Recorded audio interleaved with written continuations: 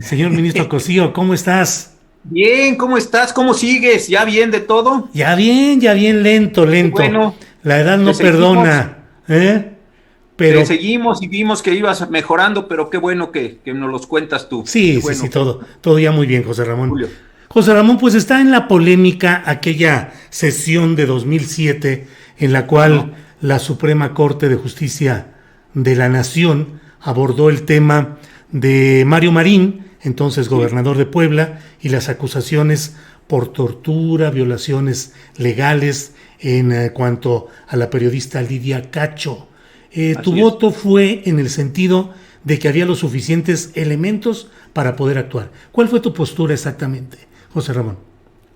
Mira, rapidísimo, ¿te acuerdas? Lidia Cacho publica en el 2005 aquel libro importante o importantísimo, Los demonios del Edén. Sí, Después se presenta contra ella una acusación en el estado de Puebla por los delitos de difamación y calumnias. Se dicta una orden de aprehensión, esta se va a ejecutar a Cancún, la traen en un automóvil a Puebla en una situación, la verdad, bastante irregular. Le dictan un auto de formal prisión, sí, por los dos delitos, difamación, calumnia, se hace la apelación y hasta ahí la cuestión no se había salido, déjame decirlo, de control, muchas irregularidades. Pero te acuerdas que llegan a jornada precisamente sí. donde tú laboras una serie de grabaciones y esas grabaciones abren unas conversaciones entre el entonces gobernador Mario Marín y un conjunto de personas que están allí claramente identificadas, y eso provoca que se lleve a la Suprema Corte de Justicia una denuncia de una facultad que entonces tenía la Corte, que era de investigar graves violaciones a los derechos humanos.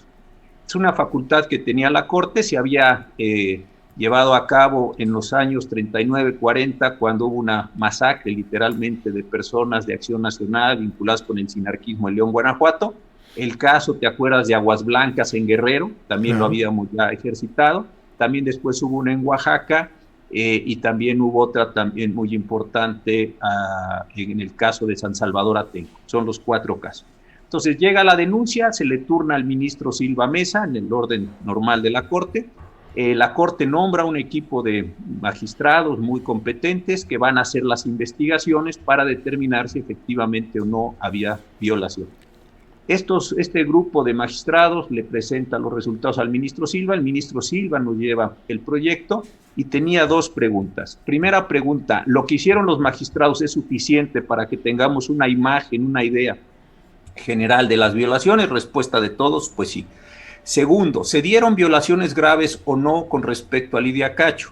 El asunto tenía una peculiaridad porque era la primera vez que las violaciones se cometían respecto de una sola persona. La idea era que las violaciones tenían que ser casi tumultuarias, masivas, para que se pudiera hacer. Entonces ahí hubo una discusión técnica bien interesante que finalmente aceptó la Corte, ahí sí todos, en el sentido de que sí podría ser contra una sola persona. Bueno, entonces, ¿cuáles El eran las parámetro del violaciones? cual ahora habla la ministra en retiro, Olga Sánchez Cordero.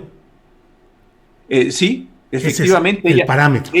el parámetro. Entonces dijimos, bueno, no tienen que ser como en Aguas Blancas, o no tiene que ser como en León, o no tiene que ser así una cuestión. Vamos a concentrarnos en las violaciones a una sola persona. Y eso fue, insisto, muy importante. Entonces ya vino la investigación. El hecho no era solo que trajeran a Lidia Cacho de manera irregular, sino sí las conversaciones que había habido entre las autoridades de Quintana Roo y de Puebla, las conversaciones que había habido entre las autoridades de Puebla, la forma en que maltrataron a Lidia Cacho cuando la trajeron de Quintana Roo a Puebla. Podía demostrar que era una violación grave, y esto lo que tenía que ver es si había una connivencia de autoridades lo suficientemente seria como para que se produjera esta violación.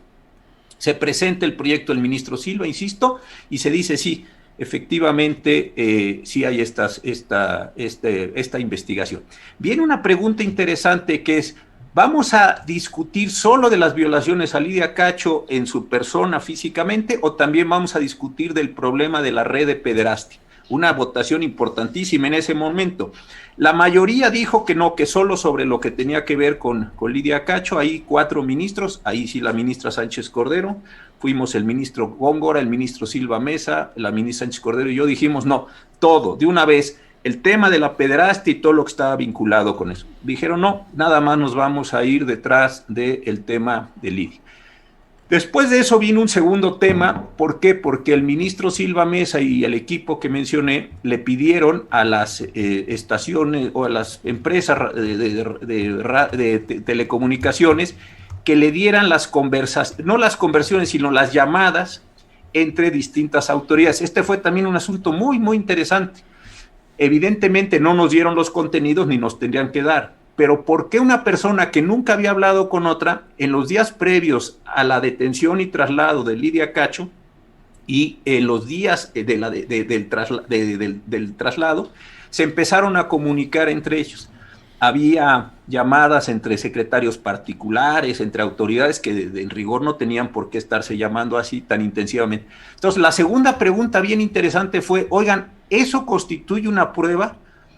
Pocos, me acuerdo el ministro Silva, el ministro Góngora, yo dijimos sí, pero de carácter indiciario. No podemos de eso derivar nada, pero si dos personas que nunca se han hablado, de repente se hablan y aparece una persona con estas condiciones, ahí hay un error. Y ya después sí entramos al tema central, que era si eso que le había pasado a Lidia Cacho, uno, y dos, si el conjunto de acciones que se pudieron advertir de las autoridades, sobre todo de Puebla, el presidente del Tribunal Superior, el procurador, el agente del Ministerio Público, etcétera, constituían o no una grave violación. Se puso a votación el asunto, ese día nada más estábamos 10, uno de los ministros estaba comisionado desde antes con una comisión oficial, y 6 dijeron que no había violaciones, 4, otra vez el ministro Gudiño, el ministro Góngora, el ministro Silva Mesa y yo dijimos que sí, eso sí era constitutivo de graves violaciones.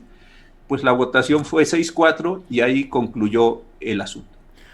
Conforme a la lógica que llevaban esas discusiones, ¿lo previsible es que la ministra Sánchez Cordero hubiera votado en el mismo sentido que ustedes? Yo creo que sí, porque pues la ministra había ido adelantando algunos votos. Yo pienso que sí, hubiera sido un resultado completamente diferente. Hubiéramos terminado empatando 5-5 y el ministro ausente hubiera tenido que venir y ese ministro hubiera decidido la votación, hubiera sido un 6-5 en uno u otro sentido, pero sí hubiera sido de enorme importancia. Por lo pronto, en esa sesión del 29 de noviembre no se hubiera resuelto el caso. No me recuerdo en qué día cayó el 29 de noviembre, pero pues, se hubiera tenido que posponer para la semana siguiente, esperar al ministro, y como sucedía que eso era una cuestión normal, ya nadie intervenía, simplemente él se imponía del proyecto, se imponía de las discusiones, y sí, muy bien, con todos los elementos, voto así, voto asado, y eso sí hubiera podido eventualmente hacer una modificación. Pero ya no tenía sentido seguir con la discusión porque en el mejor de los casos el asunto hubiera terminado 6-5 en caso que hubiéramos esperado a este ministro ausente y no hubiera generado ninguna diferencia, Julio.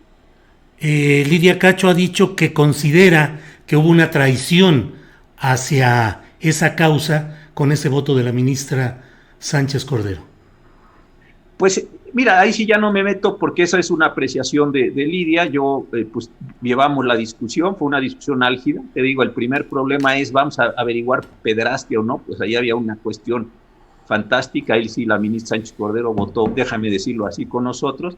La segunda, esta parte de ¿a qué le das valor en una red de comunicaciones donde empiezan a ver? Esa fue también, fueron discusiones muy, muy intensas en esos días. Yo no me atrevería tanto a decir, pero sí, efectivamente, en la cuenta final, pues nos quedamos 6-4. El ministro Silva hizo un voto particular, los otros 3, el ministro Góngora, el ministro Gudiño y yo hicimos nuestro voto de minoría, que pues fue nuestro consuelo.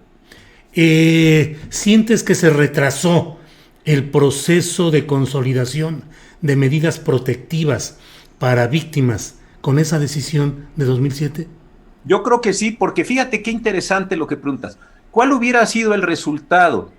No es solo el caso de la violación, así que a la que conocemos, la que es terrible y de todos los días. La violación de derechos humanos no solo es la muerte de alguien, no solo es la desaparición de alguien, no, también son los arreglos, las conversaciones, los juegos dentro de los integrantes del poder o quienes ejercen el poder en ese momento para lograr determinados resultados sobre la impartición y la procuración de justicia. Dicho de otra manera, si esa resolución hubiera tenido mayoría, entonces se hubiera dicho, se pueden violar derechos humanos cuando los actores políticos se ponen de acuerdo entre sí, o presionan a los jueces, o presionan a los magistrados. Esto creo que hubiera sido un criterio central.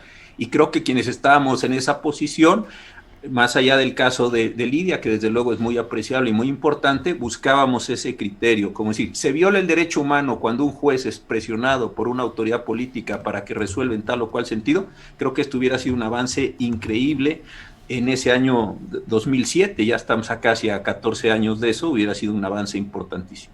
Ajá. El ministro en retiro, Genaro Góngora, ha hablado de que hubo presiones particulares y concretas para tratar de frenar cómo se logró ese proceso. ¿Algo de eso viste tú o sufriste? ¿Conociste presiones?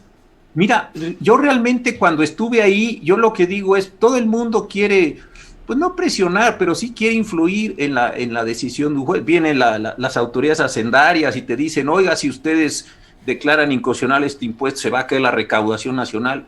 O viene la autoridad y dice, si no se extradita se nos va a venir un lío. Pero son argumentos, ¿cómo te diré?, normales. No le veo yo en ese sentido nada. Pues ya con cierta malicia uno dirá, pues yo le haré caso, no. Pero me parece que es parte del juego. O la señora que viene a tratar de que dictes una sentencia absolutoria por su hijo, en fin, cosas de esa naturaleza humana. No, pero así una presión que uno dijera, ay, qué barbaridad, aquí nos están buscando o impresionando. No, francamente no. Nunca la sentí, Julio. En aquel caso no hubo ninguna plática especial del presidente de la Suprema Corte, el ministro Mayagoiti en aquel momento, o de alguien del gobierno federal de Felipe Calderón en aquellos momentos.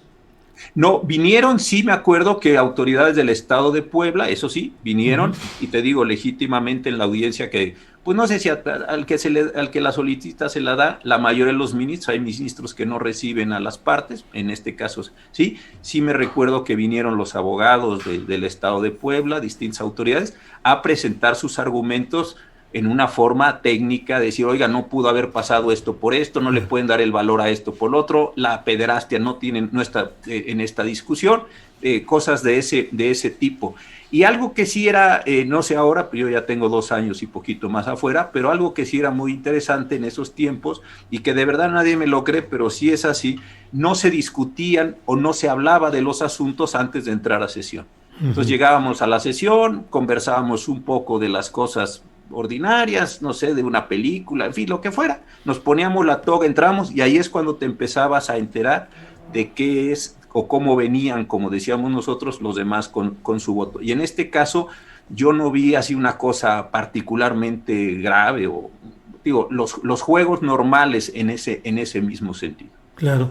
Ministro en retiro Cosío, a la distancia, ya no en el ejercicio jurisdiccional específico, sino como abogado, como experto, ¿crees que puede haber una sanción proporcional a lo que hizo el gobernador Mario Marín, o por la distancia de los hechos puede quedar en una sanción menor, por un lado, y si aún son imputables o sujetos de alguna indagación personajes como Emilio Gamboa y Miguel Ángel Yunes, que en su momento fueron mencionados en este texto de Lidia Cacho? Sí, yo lo que he observado, he seguido, pues no de cerca, simplemente por los medios, lo de Mario Marín, es el tema de tortura, que sí es un asunto por el cual está siendo, pues va a ser procesado previsiblemente. Tenía un término caucional de 72 horas, él pidió que se le duplicara el término para preparar su defensa. Me llamó también la atención que él hiciera argumentos sobre, creo que tiene un mal en algún riñón, alguna cuestión así leí, que también por razones de salud pedía prisión domiciliaria y se la negaron. Entonces me parece que sí lo vamos a ver, que lo lleven a un proceso. Y el caso de las demás personas, por la distancia y por el tipo de actos que fueron de conversación, la verdad veo difícil, sobre todo en el caso de los dos políticos que mencionaste, veo difícil cuál sería su manera de involucrarse ahí, dado que no actuaron directamente sobre Lidia Cacho, ¿no? Esta parte que yo decía que hubiera sido muy interesante en el pasado, se violan los derechos humanos de una persona cuando los hay una presión política para lograr un resultado judicial o ministerial, creo que de veras hubiera sido un criterio sensacional, importantísimo, pero pues desafortunadamente no se logró. No veo que alcance, así intuitivamente, con los pocos datos que tengo después del caso, alcancen a llegar a estos personajes. El de Mario Marín, pues sí, supongo que va a por lo menos a entrar a proceso, desde luego con su principio de presunción de inocencia, y pues ya veremos cómo se desahoga ese juicio, ¿no? Como siempre, te agradezco mucho tu lucidez y tu participación, ministro en retiro Cosío. Solo cierro preguntándote, hay quienes dicen que esto de Mario Marín podría quedar en una sanción de 6 años que le podría permitir estar bajo fianza en libertad condicionada en muy poco tiempo. ¿Crees que sea así en el caso de tortura o podría ser mayor la sanción? No, yo creo que pueden ser estas condiciones. Mira, la verdad, la legislación en ese sentido sí otorga, así se llaman, y no tiene ninguna cosa indebida, beneficios en el sentido de si se adopta, si tiene ciertas edades, es decir, hay una serie de elementos en este sentido, y también habría que ver cuál es la condición de la intencionalidad de Mario Marín.